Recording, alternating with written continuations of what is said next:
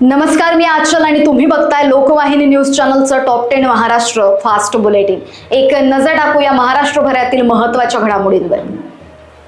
246 नगर परिषदा, 42 नगरपंचायती, 2 डिसेंबरला मतदान। राज्य निवडणूक आयोगानं घोषित केला निवडणुकीचा कार्यक्रम। उद्धव ठाकरे आजपासून मराठवाडा दौऱ्यावर। अतिवृष्टीमुळे नुकसान झालेल्या गावांना देणार भेटी।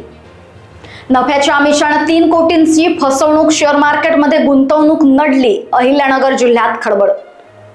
राज्य निवडणूक आयोगाने नगर परिषद, नगरपंचायत निवडणुकीसाठी उमेदवारांचा खर्च मर्यादा वाढवली। कागल शहरातून जाणाऱ्या राष्ट्रीय महामार्गावरील उड्डाणपुलासाठी 295 कोटीचं टेंडर प्रसिद्ध।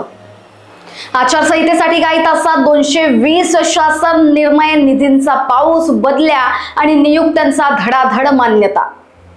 अखेर तिघांचा जीव घेणारा नरभक्षक बिबट्या ठार। बेशुद्ध करण्यासाठी डार्ट मारला, पण वन विभागाच्या कर्मचाऱ्यावर हल्ला करण्याचा प्रयत्न।